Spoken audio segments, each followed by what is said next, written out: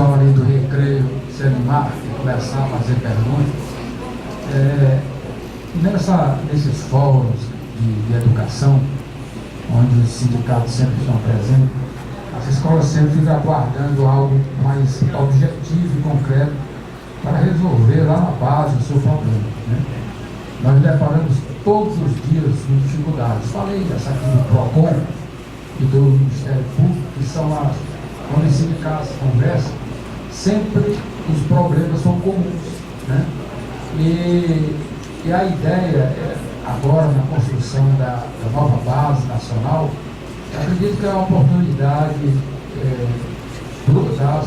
da federação, da confederação, a CONFENEM, com os sindicatos, haver uma orientação comum, como o sindicato vai interferir nessas instituições.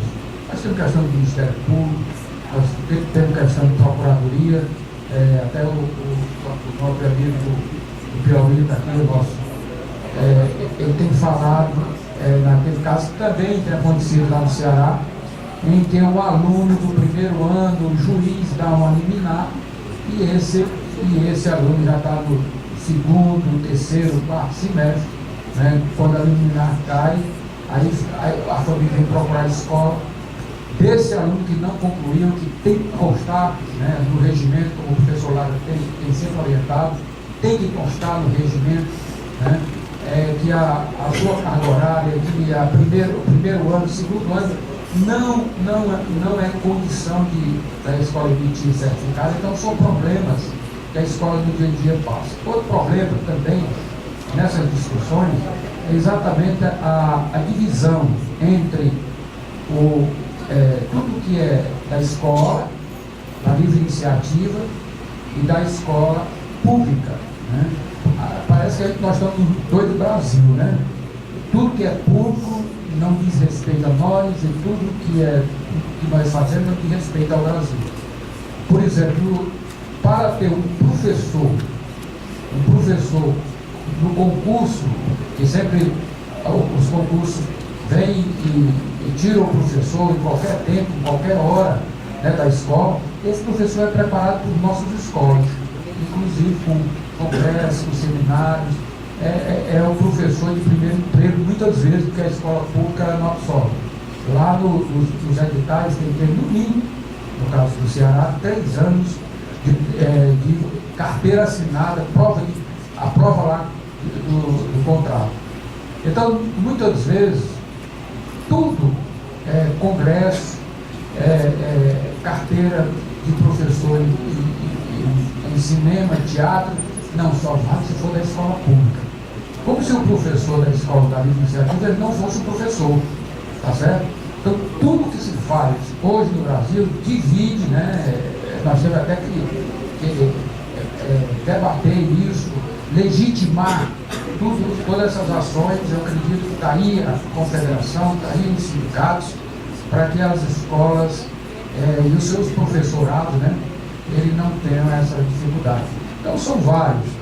Essa questão do PROCON, a gente tem que bater mais forte, porque não é possível um menino da 9ª série, um aluno da 9ª série, fazendo parte como conselheiro lá no Conselho Municipal, porque agora é plural, né? Porque agora tá entendendo? Então essas brincadeiras, muitas vezes é paritárias, oportunidades, mas a educação tem que ser feita por educador, tá certo?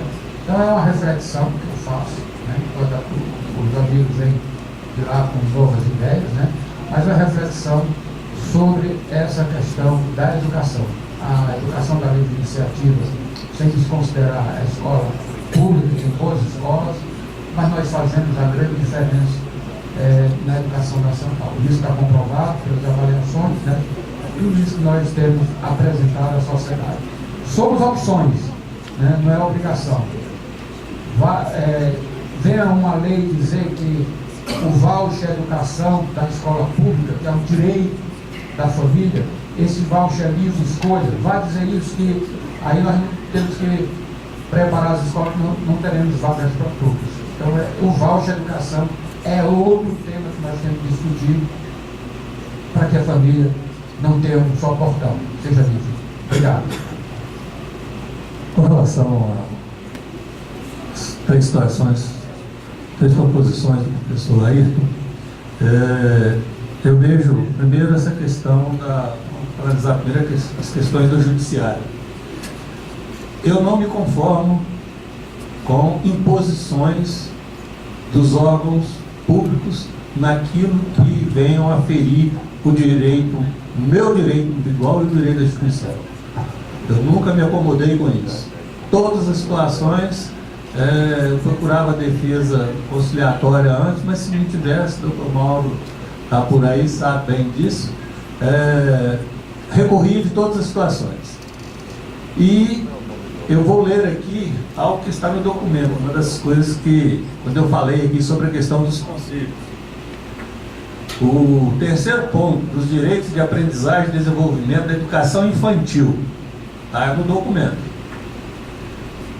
Participar ativamente com adultos e outras crianças, tanto do planejamento de gestão da escola e das atividades propostas pelo educador, quanto à realização de atividades da vida cotidiana, tais como a escolha das brincadeiras, dos materiais e dos ambientes, desenvolvendo diferentes linguagens e elaborando conhecimentos, decidindo e se posicionando.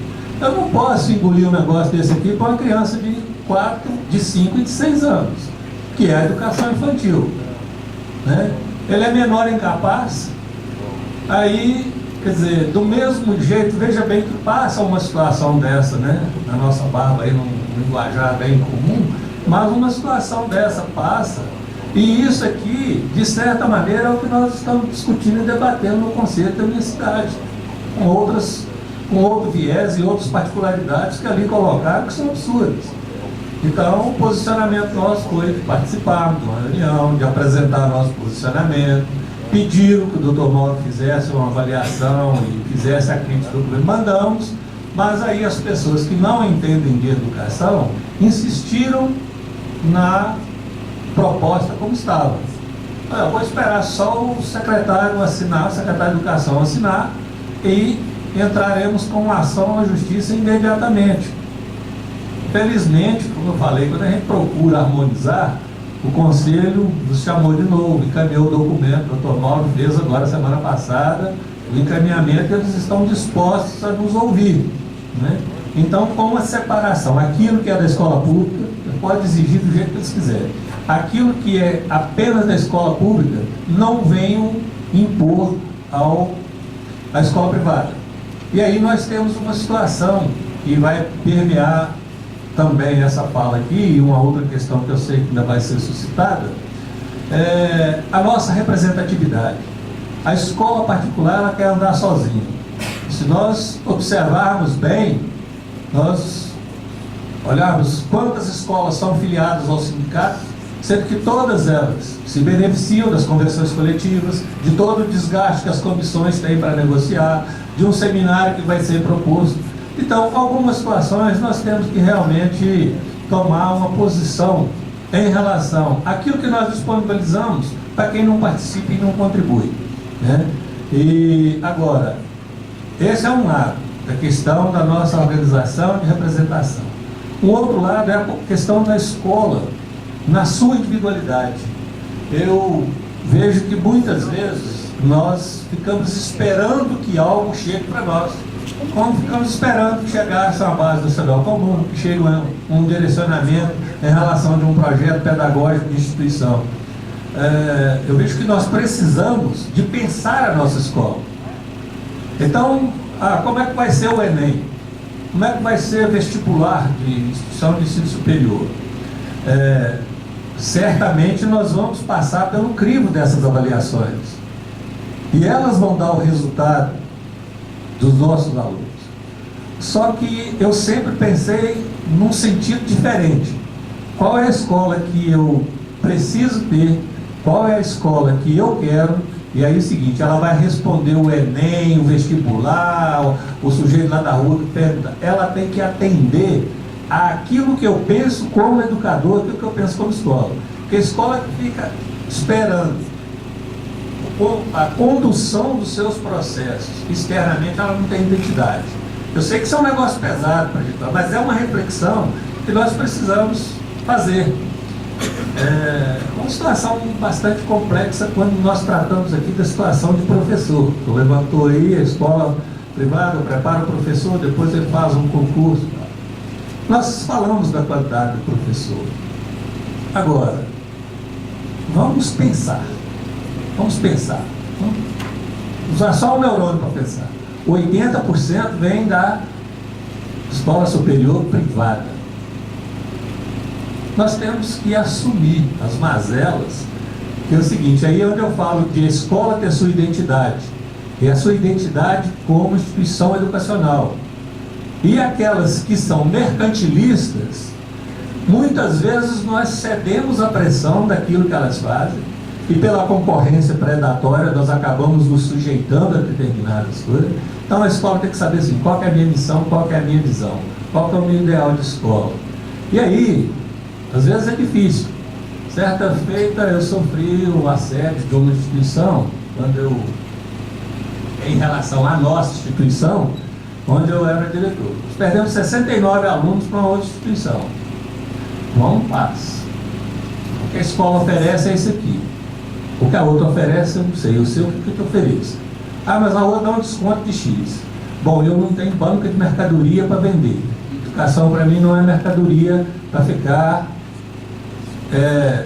barganhando preço. Eu não sou camelô, sou educador. Então é o seguinte, ele vai para lá, vai receber meia bolsa e tal. Eu tenho que ter a visão daquilo, o valor, não é o preço, é o valor da minha escola, o valor do que eu ofereço. Nós às vezes confundimos valor com preço. E se caímos na questão de preço, nós temos uma chance muito grande de sermos engolidos. É um processo predatório. Se nós analisarmos o que está acontecendo no ensino superior, matrícula de R$50, R$49, um curso, a gente vende um curso por R$2.000, não é a mensalidade, não é um semestre, é o curso por R$2.000. Né? E nós temos que ter muito cuidado, porque isso está descendo para a educação básica. Né? O pessoal que está vendo enxugar o mercado lá no ensino superior está descendo. Então, é uma preocupação que a gente precisa ter. Com relação às instituições públicas, eu penso isso. PROCON. Eu tive um enfrentamento com o PROCON. Pareceu até uma rádio patrulha lá dentro da escola. Estava lá no cinema, a rádio patrulha chegou lá. Não quero nem saber. Não tem medo de rádio patrulha, não tem medo do Ministério Público, não tem medo do juiz. Por quê? É como que eu me comporto, é aquilo que se eu faço o meu negócio dentro da lei, eu não vou ter medo. E na hora que é contrário àquilo que é legal, eu não posso aceitar. E muitas vezes as escolas pensam, vou gastar mais tanto ali para poder recorrer de uma ação. E aí vai criando uma jurisprudência, e aí não tem sindicato, não tem federação, não tem confederação que dê jeito de resolver os problemas que ficam para as instituições. Um outro aspecto que tem com relação à questão de muitas das interferências do judiciário é porque nós não preparamos bem os nossos regimentos para nos respaldar nas nossas decisões. Isso é um fato. Outra coisa é que nós temos o regimento, mas não cumprimos o regimento. Na hora que nós somos desafiados numa situação, a gente tenta contemporizar. Eu vou pensar aqui na família, no cliente. Aí, quer dizer, eu não posso ceder a isso quando eu coloco em risco. Eu não gosto de balança digital, eu gosto de balança daquela antiguinha que tinha na venda. Tem dois pratos. Tem o peso aqui e tem o produto aqui do outro lado. Eu tenho que ter muito cuidado para eu não desequilibrar. Então, quando eu vou cedendo espaço em alguma coisa, eu vou perdendo para alguém. E a hora que a escola perde a sua identidade, ela não se faz no seu ambiente, como a sua clientela, ela não tem o respeito dos órgãos públicos, ela não tem respeito de ninguém. Então, é muito difícil. A gente sabe também do autoritarismo e da exorbitância na aplicação daquilo que eles entendem, muitas vezes, que podem. Né? Então, o Ministério Público vive propondo TAC, termo de ajuste de conduta. Então é o seguinte, eu vou assinar um atestado que eu sou marginal, né? Quando eu faço termo de ajuste de conduta, eu estou dizendo que eu tenho uma conduta fora do padrão. Então são procedimentos que a gente tem que ter. Agora, o enfrentamento disso é difícil. E aí a importância da nossa associação, a sindicatos, as federações. Nosso sindicato, por exemplo, vou dar um exemplo concreto, enfrentando uma situação de uma escola que começou a ser perseguida pelo Ministério Público, numa outra cidade da nossa base, mas não é na sede do nosso sindicato. Decididamente, o SINEP vai colocar a cara na frente, vai assumir a briga por todas as escolas, porque a juíza queria pegar aquela escola para passar para todos. Aí depois ela quis ir para todos, só que o SINEP já estava em ação. E isso vem se arrastando aí há mais de um ano, né? O doutor Mauro está acompanhando essa situação lá. O que ela viu? Quando ela viu que não ia conseguir pelo caminho do judiciário, ela foi para a Secretaria de Educação, a Superintendência de Ensino. E aí vem a Superintendência de Ensino querendo fazer exigências envolvendo corpo bombeiro e outras coisas mais lá, de alvará de funcionamento, para forçar a situação que a juíza queria. Mas estamos na briga. Nós não podemos desistir. E daí a importância de que as situações sejam levadas às representações e que as escolas valorizem a representação, a sua representação sindical, de federações. Nós temos aqui uma turma aqui que é da briga de sempre, aqui, ó, doutor Ricardo Albuquerque vive aí enfrentando as situações, Ricardo, o Edgar, tem outros advogados aqui, o Sonel está ali, né? A Ana Gilda também está por ali, Mauro. Então, esse pessoal é o pessoal da briga. Agora, muitas vezes a escola não sabe nem o quanto que é desgastante esse enfrentamento, mas precisamos valorizar isso. E uma coisa que o professor colocou hoje, para terminar e passar para alguém mais que queira perguntar, a questão é: a escola pública é o mundo, a escola privada é o outro. Essa é uma realidade. E a escola pública, ela devia, tomara que ela fosse muito melhor do que é, nós estaríamos menos acomodados. E precisamos sair da acomodação, porque tem muita cidade com trabalho de escola pública que vem melhorando. Está havendo uma transformação do ensino público em alguns lugares. Em outros continuam tão ruim como sempre foi. Mas nós precisamos de pensar o seguinte: não é que tem alguém correndo atrás de mim e eu preciso de me mexer. Como educador, eu tenho que pensar onde eu quero chegar, onde eu estou.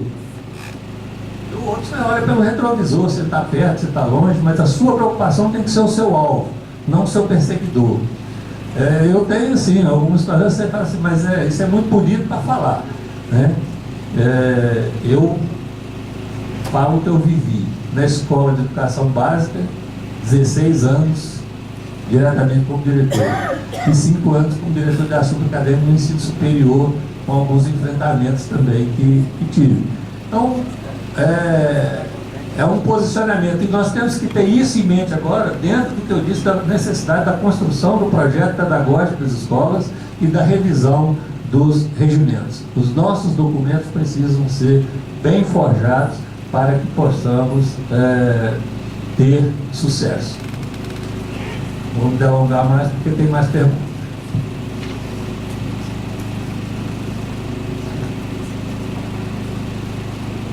Se não tiver, eu sei que uma pessoa queria fazer uma pergunta sobre professores. Eu tinha feito uma outra oportunidade. A pergunta do professor Lia sobre a questão de sindicatos. Os sindicatos teriam o líquido de preparar os professores.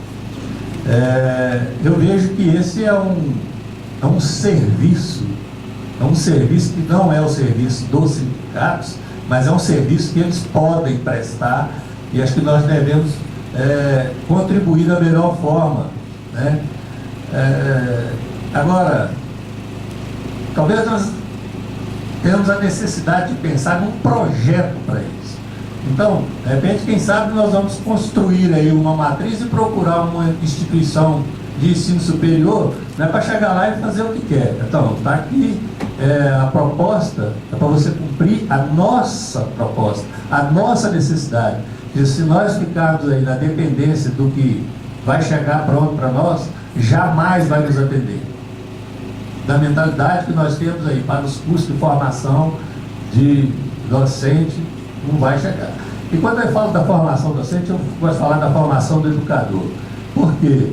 Muitas vezes nós temos uma situação dentro das escolas que o setor administrativo está aqui desse lado e o setor pedagógico não está aqui não, está na China, está lá do outro lado do mundo, né?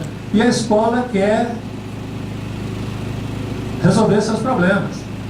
Um coordenador que não sabe se uma janela, se uma distribuição de aula, de coisa e tal, se ela não vai gerar um passivo trabalhista para a instituição, agora, onde que está a formação dos nossos cursos de pedagogia, tudo com relação à gestão dos processos administrativos da instituição? E essa é uma necessidade muito grande. Então, nós precisamos de rever, de analisar o que precisa ser feito. Eu vejo que é isso, os sindicatos podem promover seminários de formação, mas isso não vai resolver. Eu detesto bengala para quem pode correr. Bengala foi feita para quem realmente não está com condição. E às vezes nós estamos com condição de correr e ficamos procurando bengala. Tem gente que fica sentado esperando que ela chegue na mão. O processo da escola, quando eu falo que eu trabalhei numa escola por projeto, ela não foi de um dia para o outro, não foi de um ano para o outro. E eu faço uma advertência com relação à implantação disso que aqui está. Se alguém conseguir fazer isso aqui num tempo de menos que 5 anos, me avise, né? Porque é o seguinte, o alcance para que a escola cumpra, basta você saber fazer uma continha de aritmética, né? Então a base sai agora. Daqui 2 anos vai ser implantado. O seu aluno que está no 6º ano e que já vem com alguma deficiência lá dos 5 anos que se passaram, ele já vai ser, você vai terminar o seu projeto, ele já está no 7º. Os pré-requisitos que ele precisa para as competências, do jeito que estão previstas lá, as habilidades, elas já ficaram para trás, ele não tem esse trabalho. Então, é um começo, é uma retomada, né? E esse processo vertical, eu mencionei aqui a transição do 7º para o 8º ano, o nosso aluno do ensino médio, ele terá que chegar com a formação que hoje nós pensamos com o aluno no 2º ano do ensino médio, na minha concepção, exceto aquilo que vai ser o aprofundamento na física, na química, e algum conceito novo, mais amplo, que está na área de humanas e da ciência da natureza, ele terá que chegar no 9º ano com uma bagagem muito maior. Porque na hora que fizer a separação por área de conhecimento, e aí é o seguinte, eu não sou formado na área dos cursos de educação. Minha formação é outra, muito diferente, né? Eu tenho 12 anos na minha área de formação e tem 28 que eu estou na educação. Minha formação era em outra área. Mas o que eu aprendi da minha formação acadêmica contribuiu enormemente para alguma coisa que eu consegui, o pouco que eu consegui fazer, que pode ter sido sim, um resultado positivo da educação. Muito disso veio da minha formação. É porque os meus professores me ensinaram a pensar. Eu estou completando isso agora 40 anos da minha formação acadêmica inicial. E no encontro com meus colegas do passado, todos eles bem encaminhados. Então, quer dizer, eu deixei o que eu fazia, não foi porque eu me desiludi com o que eu fazia, não. Eu fui o profissional da minha formação e na minha área mais bem pago da minha região, um dos mais bem pagos no meu estado. No dia que saí, mudei para o outro lado, só que é o seguinte, se eu amanhã tiver de abrir o carrinho para vender banana ali fora, eu quero ser um bom vendedor de banana, onde eu tiver. E nós precisamos de preparar o nosso indivíduo para isso. E o mundo está desafiando de forma que o profissional medíocre não tem espaço. Então o Brasil está aí capengando, vendendo commodity e se arrastando por sua balança comercial. Aí você pega um país minúsculo como Israel, que a primeira fonte de renda dele é tecnologia. O centro tecnológico de Israel tem 4.000 funcionários, são 1.200 engenheiros. E vende tecnologia para o mundo inteiro. E tem um equilíbrio financeiro muito distante do que nós temos, uma qualidade de vida maior. Então, como que eu levo meu aluno a pensar? Né? Esse processo, a metodologia que o professor vai utilizar, a forma de avaliação, esse negócio de prova, gente, nós vemos aí, estamos preocupados com o Enem, então nós avaliamos por prova, e só por prova até hoje. Isso é um absurdo. Isso é um absurdo. Isso não avalia o conhecimento. Nós temos que usar, mas temos que ter outros processos de avaliação que realmente venham a levar o aluno. Agora é o seguinte, chega no ensino superior, eu leio meus livros, né, porque eu uso mais para quem está entrando lá na área que eu me formei. Tem livro de todas as disciplinas. Hoje o sujeito vira de apostila. O melhor negócio que tem hoje é você abrir uma banquinha de tirar xerox perto de uma instituição de ensino superior. Isso é uma vergonha. E nós nos sujeitamos a isso. Então, assim, nós temos que assumir. São posições difíceis. Às vezes o meu jeito de falar é meio incisivo, mas não é ser agressivo, não. Porque o que eu falo para os outros é porque eu já pus no meu coração e já botei na minha cabeça. Eu falo para mim primeiro. Eu não tenho coragem de falar para os outros aquilo que eu não tenho coragem de ouvir. Né? E às vezes nós participamos de determinadas situações envolvendo a educação e vem aquele negócio, aquela repetição. A verdadeira lenga-lenga que a gente ouve em todo congresso, e aquilo vem de novo, e a gente sai dali extasiado, volta para lá, e aí, como diz o professor Ferreira, esquece, ficou um só lá na frente de batalha e não vai dar em nada. Então, a questão da formação do professor, indo mais direto aqui, é o seguinte: eu vejo que a instituição tem que fazer. Tem uma parte que não vai ser escola nenhuma, não vai ser instituição nenhuma de ensino superior e não vai ser algo que venha a ser promovido pelas nossas representações sindicais. Tem uma parte que poderá ser feita pelas instituições, porque a identidade da instituição ela vai ser introjetada por aqueles que nela trabalham quando for feito por ela. Então, o ideal da escola, a filosofia da escola, aquilo que que foi objeto dela a vida inteira, é que precisa ser. Se a instituição abrir mão da sua identidade, da sua filosofia, ela pode rasgar todas as outras coisas que ela se propõe a fazer. Né? Mas eu até já estive conversando com algumas pessoas aqui, eu vejo um caminho para os sindicatos fazerem, e aí as escolas que são sindicalizadas têm que entender também que elas são parceiras. Né? Não adianta você ir lá e eleger uma diretoria e só voltar lá no dia para que precisa saber o que foi resolvido na convenção. E o sindicato também não pode viver só de fazer convenção para as escolas, não. Ele tem que ter uma atividade que realmente dê retorno e dê essa coesão, né, do grupo. Agora, as escolas que são sindicalizadas, quando você conversar com um que não é sindicalizado, mostra para ele o valor do trabalho que é feito pelas escolas, porque aí nós poderemos fazer. Porque hoje, se nós formos pegar em algumas cidades do interior, você tem um professor que dá aula em 2, 3 instituições. Aí a hora que você sabe que uma está investindo, você cruza os braços.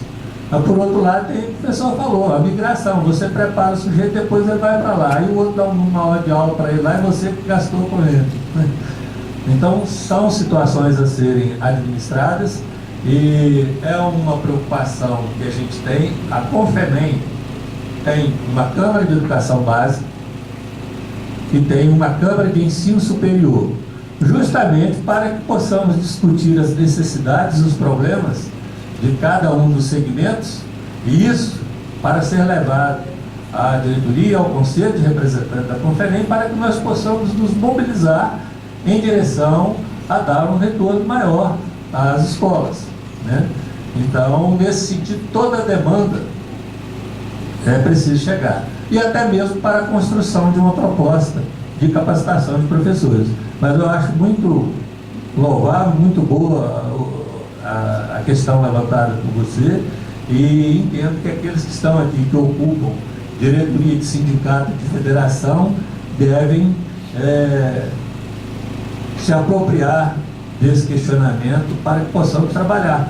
E trabalhar de uma forma que nós venhamos a interagir com os outros sindicatos das diversas regiões. Aqui na Conferem tem esse privilégio, né, dessa interação. Hoje já existe um trabalho bem sistematizado das questões jurídicas, né? Então a questão jurídica que acontece lá no Maranhão, a gente toma conhecimento aqui, ela é socializada com todo mundo, né? Então, deste aspecto, as questões levantadas nas diversas regiões já têm tido assim uma certa unidade de pensamento e de linha de defesa, muitas delas com sucesso nas diversas esferas. Estou me estendendo demais, mas estou à disposição para outros questionamentos. Professor Nelson. Aqui é o professor.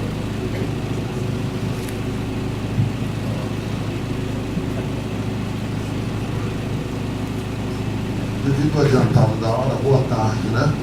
Eu sou Nelson Souza e sou vice-presidente do CINEP Bahia, né? Que tem a carta sindical de todo o estado da Bahia. Antes de mais nada, eu queria parabenizar a Conferem, que é uma representação nossa, num evento desse tipo, onde onde nós estamos aqui todos discutindo educação. Então isso é muito legal. Isso é muito importante que a gente venha para cá, porque aí a gente vai usar aquele princípio que é: nenhum de nós é tão bom quanto todos nós juntos. Então a gente vai fortalecer. E com essa reforma trabalhista, a gente precisa se fortalecer mais. E as entidades que representam os estados têm que fortalecer, como o professor comentou, sobre o aspecto de que sindicalismo é representatividade e representatividade é serviço. Nós temos que prestar um serviço. E esse serviço começa quando a gente briga pela representatividade nossa. O colega levantou aqui uma posição falando de pressão de PROCON, pressão de Ministério Público, pressão de juiz. Tudo isso, se nós não tivermos a nossa representação dentro dos conselhos, não importa que conselho, não só de educação, a gente não vai se fortalecer. E, evidentemente, que a instituição, como pessoa jurídica, ela é que tem que representar as escolas, porque ela não expõe as escolas. Então, a gente tem que tomar essa consciência. O outro aspecto que a gente discutiu aqui, aí eu vou usar a linguagem do futebol, e dei mais uns minutos de prorrogação, devido ao resultado da hora, não é? A gente discutiu aqui formação de professor. Nós, representantes das entidades privadas, temos que tomar cuidado com isso, certo? Porque, observe, eu sou professor, eu ainda estou na sala de aula, também dou aula, e dou aula em curso preparatório também de ingresso à universidade. E o que a gente percebe? Os meninos, os garotos, os guris, eles não querem ser mais professor, eles não querem ir para a carreira pedagógica, eles não querem. Eles querem ser médico, advogados, engenheiro. Quem vai para a carreira pedagógica dentro de uma sala de aula são os alunos, lamentavelmente, menos dotados. Os menos dotados é que vão, não é isso? Com todo o respeito, esses é que vão escolher a carreira pedagógica. Por quê? Eu estava num congresso em Salvador, que participava lá o reitor da Universidade Federal da Bahia, o reitor da Católica, o secretário estadual de Educação, o secretário municipal de Educação. E quando foi discutir a pauta, uma pauta era essa, que eu sugeri. Por que os meninos não querem ser professor? Antes de responder, eu disse, eu tenho uma resposta. E sabe qual é a resposta? É muito simples. Como é que eu vou explicar meu aluno do ensino médio que um auditor da Receita Federal ganha 18 mil, que um delegado da Polícia Federal, para começar um salário inicial, ganha 15, que um polícia rodoviária federal que trabalha 24 horas e folga 72 ganha 12, e na Bahia, denúncia do sindicato da PLB, o professor ganha o equivalente a uma acarajé sem camarão por aula. Porque se botar camarão, fica mais caro, não é? Então é difícil você convencer os meninos. E a escola particular já está começando a encontrar esse problema de formação. O Colégio Bandeirantes, você viu, pega o professor e bota 3 anos. Não é porque bota 3 anos, não é porque, que se tem alguém aqui no colégio, me desculpe, não é porque ele é top de linha, não. É porque ele quer preparar o professor em função da qualidade. Não há nada mais isso, entendeu? Então a gente tem esse aspecto para discutir, que é essa qualidade. O sindicato pode colaborar, os sindicatos podem colaborar na formação, não vai assumir responsabilidade. Assumir responsabilidade não pode dessa formação. Senão a gente corre o risco de bater na ideia de Trump, né? Que queria botar os professores para treinar para usar arma. Peraí, a função do professor não é essa. É o Estado que tem que garantir a segurança. E não eu dentro da sala de aula tenho que tomar aula de tiro para poder defender os alunos, não é? Isso é um aspecto. O outro aspecto que o colega discutiu aqui, para eu concluir essa parte, é essa questão do Enem. O Enem está aí, ele é uma realidade. Deve ter hoje aproximadamente 79 escolas que vão utilizar o Enem. Na Bahia tem uma universidade muito de crédito, chamada Universidade Estadual de Feira de Santana, que é uma cidade que dista da capital 104 quilômetros, e é a segunda cidade, com quase 700 mil habitantes, e que já anunciou que vai usar o Enem. Mas nós, representantes da escola particular, temos que também pressionar o Enem. O Enem ele tem virtude? Tem, mas ele tem mais erros do que virtude. Não existe em nenhum sistema educacional você fazer uma avaliação para 8 milhões de alunos, a mesma prova. Num país de diversidade cultural muito grande, como é que você aplica? A mesma prova que aplica em Porto Alegre, vai aplicar lá em Taboca do Brejo Velho. Não existe isso. E nós não falamos nada. Aceitamos. Entendeu? Claro que a virtude do Enem é que ele trabalha, por exemplo, com todos os tipos de texto. Estou falando de linguagem, que é a minha área. Todos os tipos de texto. Mas ele também erra no momento que deixa de lado os grandes escritores da literatura brasileira na prova de linguagem. E faz o que se chama, a revista Veja chamou de pedagogia do Garfield, porque lá as questões é tudo Mafalda, H, não é isso? Certo? História e quadrinho, e não fala de Gregório de Matos, não fala de Érico Veríssimo, não fala muito pouco de Guimarães Rosa, não fala de Gonçalves Dias do Maranhão, não é isso? Evita esses autores. E nós não falamos nada, certo? Com relação a essa base nacional curricular, eu bato palmas. Eu não vou discutir aqui a questão política. Porque foi por medida provisória. Não, isso aí não está em jogo aqui. Mas a base nacional curricular, ela trouxe um outro aspecto para a gente. Qual foi? A escola. Aí Anísio Teixeira, aquele nosso grande educador, o que é que ele dizia? A escola perde um tempo enorme ensinando coisas que o aluno, quando bota o pé fora da sala, esquece tudo. Por quê? Porque a escola é muito conteudística, escola brasileira.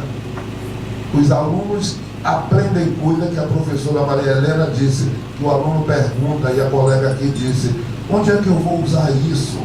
Então, a esperança nossa é que a base nacional curricular, ela sirva para poder a gente vir discutir educação. Então, evidentemente, que ela vai dar, primeiro, a gente já levava pouco tempo dentro da sala de aula. Segundo, o currículo vai passar para ter 3.000 horas, menos mal. Nós da escola particular não nos afetamos muito, porque a gente já desenvolve uma tese de que não se faz um ensino médio só com um turno, né? Todo mundo aqui sabe que o aluno tem que voltar, ir para outro turno, trabalhar, mas aí não nos afeta. Mas nos afeta o quê? De mostrar que é preciso fazer uma escola que venha com a realidade do aluno. Porque o que é que nós temos hoje? Um trinômio. Nós temos uma escola do século XIX, professores do século XX e alunos do século XXI. Aí é um trinômio que não bate, não é?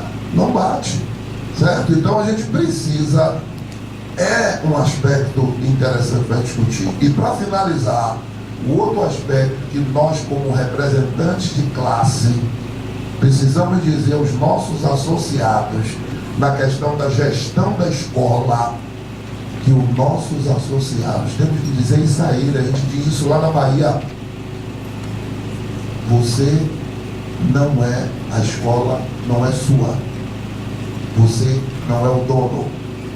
E a gente ainda tem gestor de escola achando que ele é o dono da escola, certo? Ele não se atualiza, ele acha que ele pode fazer o que quiser, mas daí vem a questão dos órgãos fiscalizadores que a escola não tem. Não tem. A gente vai na Secretaria da Fazenda, tem auditor fiscal.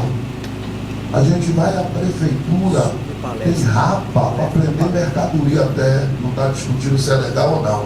Não é isso? A gente tem fiscal. Quem é que fiscaliza a escola? Ninguém.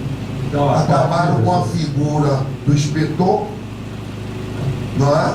E aí a gente tem o quê? A escola fazendo negócios, escolas irregulares, oferecendo preço, como o professor, o colega nosso disse aqui, não é? R$2.000, e aí a gente fica calado e não diz absolutamente nada. Então a gente precisa ter gestão. A gente precisa ter gestão da escola. E finalizando, agora finalizando mesmo, comparando, por exemplo, que eu disse que mal eu faço essa analogia ao motorista de táxi em relação ao Uber. E ele reclamando, eu disse: mas vocês estão nessa condição por culpa única e exclusiva de vocês. Porque vocês levaram a vida toda achando que o táxi é seu. E o táxi é seu na garagem. Quando você bota na rua, ele é um serviço público. E você tem que atender bem. Então veio alguém e criou um sistema genial, que é uma carona de aplicativo. Por isso que legalmente não tem que ser nada de táxi, não tem que ter placa vermelha, não tem que, não. Criaram, inventaram isso, que a professora colocou aqui, ó, conhecimento digital, que é isso que vai acontecer. Quem não tem um filho em casa de 9 anos, ou como eu tenho netos, que domina a digitalização muito melhor do que a gente, vai lá e explica a você. Entendeu? Então, o Uber, se a gente não tomar cuidado com as nossas escolas e fazer a gestão como deve atual, a gente vai cair, por isso que eu fiz a comparação, na mesma coisa do táxi. E esse taxista que falava comigo, eu ainda matei ele pela segunda vez. Eu digo: esse táxi que você tem aí, você comprou ele com isenção de tributos. Quem está pagando sou eu. Quem está pagando é a população. Isso prova mais ainda que ele não é seu. Me dá uma partezinha aí, professor. Só uma parte. É o seguinte, dentro de uma das situações que você coloca aqui, eu gostaria de chamar a atenção da expectativa que nós possamos ficar em relação a essa preparação de professor. A professora Maria Helena falou aqui: o MEC está preparando a matriz, agora em 2018, né? Mas até quando? Não sabe se vai acontecer. Aí vem uma outra situação, palavras dela: não sabemos quem vai ser o próximo presidente, não sabemos quem vai ser o próximo ministro da Educação. Então, se nós ficarmos nessa gangorra, né? Nossas instituições não terão identidade. Eu sempre fui apologista da seguinte situação: o Ministério da Educação estabelece para mim o mínimo que eu preciso fazer. Como educador, eu não posso pensar como o que eu tenho que ir além. Se eu pensar além, eu vou estar à frente, né? E se nós ficarmos nos adequando às incertezas, então tudo bem, nós temos uma situação do Enem, ela é a avaliação. Agora é o seguinte, nós precisamos de olhar que tem quantas instituições captando aluno por Enem, mas quantas instituições passaram a fazer a análise de currículo, do histórico escolar do aluno, do terceiro ano, e se ele tiver sido aprovado, faz a análise de currículo, ele pode, sem passar no Enem, sem passar em processo seletivo da instituição, já tem instituição fazendo isso. Eu vou ficar agarrado com o Enem, eu vou ficar agarrado com pré-vestibular?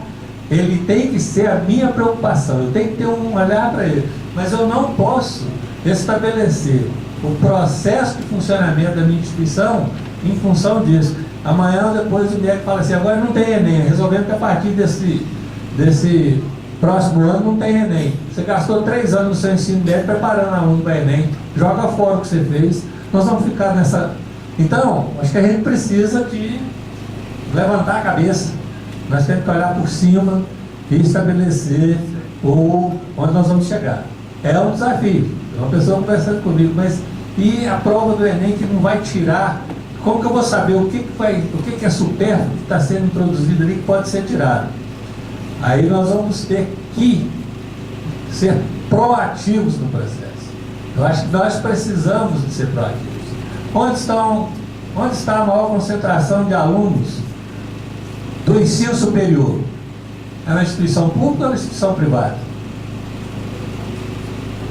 75% dele está na instituição privada, e a instituição privada fazendo com a escola privada que prepara o aluno para ela o que faz. Então nós temos que exercer um protagonismo mais ativo, né, em direção a fazer valer o que fazemos. Mostrar que não temos preço, temos valor.